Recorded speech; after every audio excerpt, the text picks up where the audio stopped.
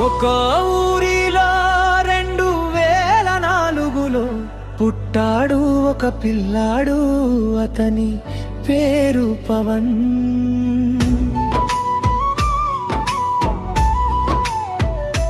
కానీ మనుషుల మనసుల్లో మాత్రం కక్షే ఎక్కువగా ఉండేది.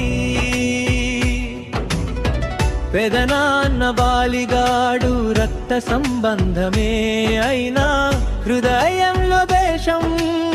అతని కొడుకు పొట్టోడు, తండ్రి నీడలో పెరిగిన కోపం.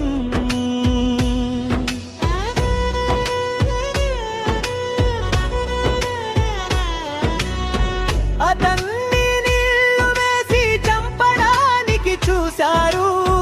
పసివాడిని ఏమీ తెలియని వయసులో నీరు ఊపిరిలోకి వస్తుంటే ఈ లోకం మౌనంగా చూస్తూ నిలబడింది.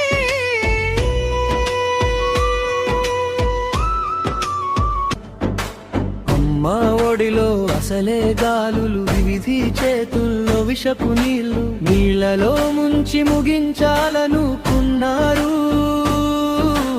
మరణం ముందే నవ్వాడు, చావునే చూసి చెరిపేసిన రోజు.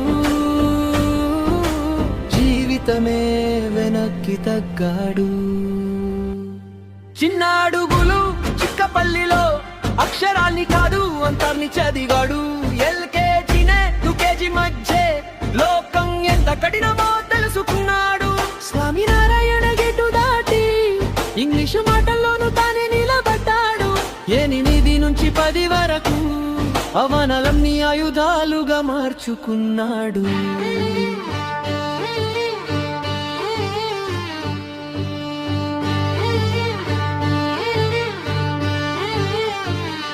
కొత్త స్కూల్లో అడుగు పెట్టిన రోజు వయసు చిన్నది కానీ ఆలోచన పెద్దది. 8వ తరగతిలోనే నిలబడ్డాడు. నాయకత్వానికి వయసు అడ్డు కాదని చెప్పాడు. 2 ఏళ్ళు సీనియర్లు ఎదురు నిలిచిన భయం అనే మాట అతనికి తెలియదు. ఓటలో కాదు నమ్మకంలో భారీ మెజారిటీతో గెలిచాడు. పేరొకటి కాదు అప్పటికే ఒక శబ్దం పుట్టింది. వాడొస్తే మార్పు వస్తుందని జనం గుండెల్లో నమ్మకం మోగింది.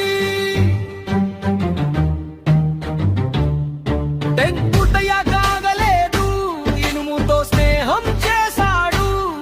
మెకట్రానిక్స్ చేతుల్లోకి తీసుకుని తన భవిష్యత్తును తనే మలిచాడు.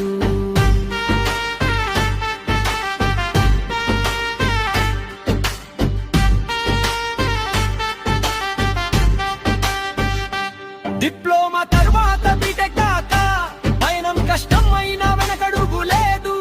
నూనె ఇనుము చెమట మధ్య కిరీటానికి దారి వేసుకున్నాడు.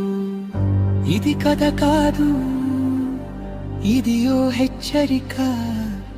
నీళ్లలో ముంచిన మునగని సంకల్పానికి పేరు పవన్. పడడు